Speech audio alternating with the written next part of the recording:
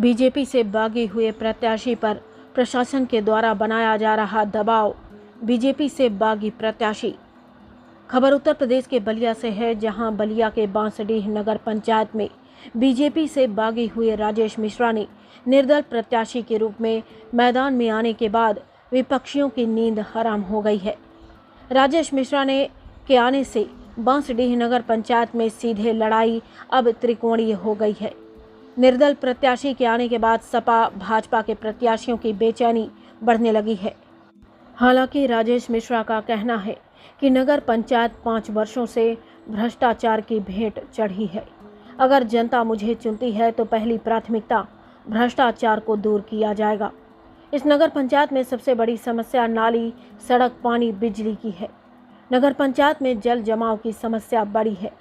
जब भी बरसात आती है तो नाव चलने लगती है। वहीं राजेश मिश्रा ने प्रशासन पर आरोप लगाया है कि मेरे अगल बगल के वार्डों में पुलिस घूम रही है और मेरे ऊपर भी प्रशासन का दबाव है और किसी वार्ड में या अब तक कभी नहीं देखा था पुलिस को ऐसे घूमते हुए। मेरे कार्यकर्ताओं को परेशान किया जा रहा है और हो सकता है पुलिस के ऊपर भी दबाव हो सकता है कहीं न कहीं से। बलिया से संजय कुमार। परिचय बताइए। मेरा नाम राकेश मिश्रा है। हम इस चुनाव में नगर अध्यक्ष पद के प्रत्याशी हैं। वार्ड संख्या 11 के सदस्य हैं। राजेश जी, देखा जा रहा है कि अभी नगर पंचायत जो चुनाव चल रहा है, आपकी पहली प्राथमिकता क्या होगी और आप जनता के बीच अगर जा रहे हैं तो किन मुद्दों के साथ आप जनता के बीच में जा रहे हैं? इस नगर पंचायत की प्रमुख समस्याओं में से सबसे बड़ी समस्या है भ्रष्टाचार। मेरा मुख्य विषय भ्रष्टाचारी है।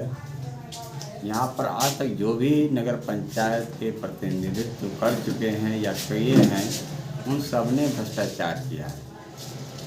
पिछले 3 शासन सालों से ले लिया जाए तो भ्रष्टाचार की सीमाएं टूट चुकी हैं। इतना अत्यधिक मात्रा में भ्रष्टाचार हुआ है।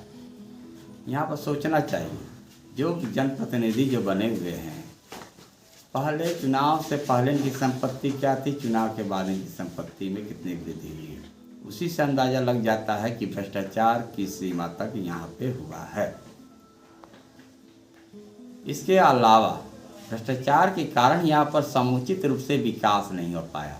जल जमाव की समस्या है, बरसात के समय में रोड की समस्या है। एक बंदा बिटवाए का स्थान बोला जाता है वार्ड नंबर 14 का, वहाँ भी आज भी रोड की समस्याएं हैं। वहाँ पर नाव चलते हैं। सतपोखर के इलाकों में बिजली की समस्या थी, जो अभी पिछले समय अभी दूर हो रही है, स्टार्ट हो चुका है हमारे प्रयासों से। और भी जैसे समस्या है, शुद्ध पेयजल की समस्या है इस पूरे नगर में। एक पादत पानी टंकी भी नहीं है जो पूरे नगर में शुद्ध पेयजल की सप्लाई कर सके। यहाँ के नागरिकों को, चाहे वो जन्म दर हो का रजिस्ट्रेशन कराना हो, चाहे मृत्यु के रजिस्ट्रेशन कराना हो प्रमाण पत्र के लिए, इसके लिए चक्कर तक काटने पड़ जाते हैं। लोगों को राशन कार्ड की वह है, राशन कार्ड में आए दिन अनियमितता होती रहती है। अनियमितता के कारण चूँकि संलिप्तता है, नगर पंचायत अध्यक्ष की मोटी रकम पहुंच जाती है तो वो नज़रअंदाज कर देते हैं। जनता समस्याओं से त्रस्त रहती है। यहाँ पर आरओ प्लांट तक की व्यवस्था नहीं है। अभी चुनाव की प्रक्रिया स्टार्ट है, तो अभी सांसद महोदय के कोटे से आरओ प्लांट अभी फिलहाल अभी स्टार्ट है उनका। तो यहाँ पर समस्याओं का अंबार ही अंबार है। किसी भी रास्ते से आप गुजर जाएं तो रोड आपको अच्छे तरीके से मिलेंगे नहीं। एक रोड बना भी आपका इलाहाबाद वाला बैंक, जो 300 से 400 मीटर का था, अभी से 3 महीना भी हुआ बने हुए, वो उखड़ रहा है। तो अब भ्रष्टाचार क्या कहा जाए इनका। देखा जा रहा है कि अभी नगर पंचायत में काफ़ी दिक्कतें हैं। सड़कों पे जल जमाव की भी स्थिति है। पूरी तरह से नगर पंचायत जाम से जूझता है। तो इसको लेकर क्या अब तक प्रशासन ने?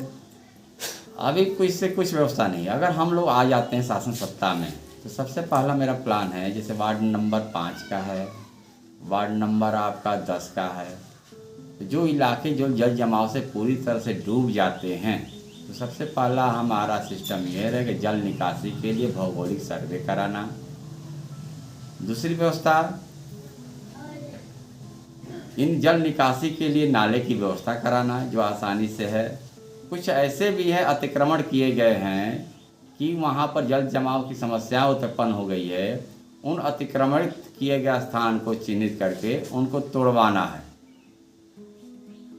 कुछ स्थान ऐसे हैं जो भूमाफिया द्वारा अधिपत्य कर लिया गया है, जैसे वार्ड नंबर 5 ही का ले लिया जाए तो वार्ड नंबर 5 में एक ऐसा स्थान है बजरंग बली का स्थान पे, वहाँ पर अतिक्रमण करके वहाँ पर मकान का निर्माण कर दिया गया है। जो नाला जो बनता है उसको बंद कर दिया गया है। तो वहाँ की मूल समस्या वही है, नाले को खुलवा देंगे तो उस मोहल्ले की वार्ड नंबर 5 की जल जमाव की व्यवस्था दूर हो जाएगी।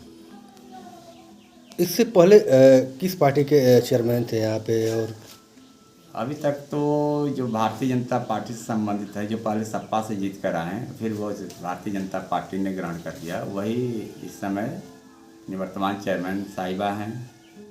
तो 5 साल का कार्यकाल कैसा रहा उनका? भगवान भरोसे कहीं काम नहीं हुआ, केवल इनकी संपत्ति में बेतहाशा वृद्धि हुई है। बाकी काम धरातल पर आपको कहीं दिखाई नहीं देगा। आप जैसे हमारे घर तक आए होंगे तो आप लोग जिस रास्ते से गुजरे होंगे उस रोड की हालत के बारे में आप जानते हैं। यहाँ पर भ्रष्टाचार इतना है कि एक रोड लाइट, एक सामान्य सा उदाहरण आपको बता रहे हैं। एक रोड लाइट है, रोड लाइट कब बनता है? जब दिवाली आती है तब आता है, तब लगेगा आपका। इसके बाद फंड कहाँ जाता है? भगवान भरोसे है। यहाँ पे देखा जा रहा है कि तमाम बड़े बड़े जो हैं लोग चुनाव लड़ रहे हैं, प्रत्याशी मैदान में आ रहे हैं। एक सपा से हैं तो एक बीजेपी से हैं, तो इसमें कितना आपको कठिनाई? प्रत्याशी पार्टी नहीं लड़ती, पार्टी लेवल का चुनाव नहीं है, क्योंकि अपना व्यक्तित्व का चुनाव होता है। कौन कितना जनता के बीच रहा है उस बल पे लोग चुनाव लड़ा जाता है। क्योंकि लोकल चुनाव है, ये जनता समझती है कि कौन हमारे बीच का है, कौन हमारे साथ 5 साल बिताया है, कौन हमारे सुख दुख में हिस्सा लिया है, कौन से मुद्दे हमारे उठाए हैं। जनता इस आधार पर चुनाव करती है अपने प्रतिनिधि का। तो जनता के बीच हम हैं, जनता का अपार हमें समर्थन मिल रहा है और आशा करते हैं कि हमको 11 तारीख को भी जनता का समर्थन मिलेगा। लेकिन देखा जा रहा है कि लोगों का कहना यह है कि जो भी चुनाव हो रहे हैं इसमें देखा जा रहा है कि प्रशासन काफ़ी प्रत्याशियों के घर के अगल बगल भी दिखाई दे रहे हैं। तो क्या लगता है राजेश जी? कुछ उनका भी दबाव होगा कहीं न कहीं से, इस कारण की वजह से। चूँकि चुनाव आयोग की भी प्रक्रिया हुई होगी कि सर्वे करना मोहल्लों में, इस कारण की वजह से हो सकता है कि वो लोग कर रहे होंगे। तो क्या जिस तरह से जिस वार्ड में प्रत्याशी रहते हैं उस वार्ड में प्रशासन पुलिस लगा रही है या कहीं और भी लगा रही है? चट्टी चौराहों पे की वजह से ऐसा लोग कर रहे हैं। तो क्या ऐसा भी देखा जा रहा है? क्या आपके पास भी इस तरह के अगल बगल पुलिस प्रशासन? लेकिन अब उनकी अब क्या समस्या है, अब वो समझे कि प्रशासनिक दबाव है हमारे ऊपर। किस तरह का दबाव दिख रहा है आपके ऊपर? अब मोहल्ले में मान लीजिए आ रहे हैं, अब पता है किस वजह से सर्वे कर रहे हैं, किस वजह से नहीं कर रहे हैं। कार्यकर्ताओं को भी लगभग परेशान किया जा रहा है। कोई ना कोई दबाव होगा कहीं ना कहीं। क्यों परेशान किया जा रहा है, क्या कारण होगा? अब इसके विषय में तो वही बता पाएंगे क्या किसकी वजह से परेशानी हो रही है। क्या कभी ऐसे पहले चुनाव में ऐसी व्यवस्था थी प्रशासन की? ना, ऐसी व्यवस्था तो हमने नहीं देखा है, लेकिन इस बार के चुनाव में प्रशासन ये किसके दबाव में इस तरह का कार्य कर रहा है? अब इसके बारे में हम ज़्यादा कुछ नहीं कर पाएंगे।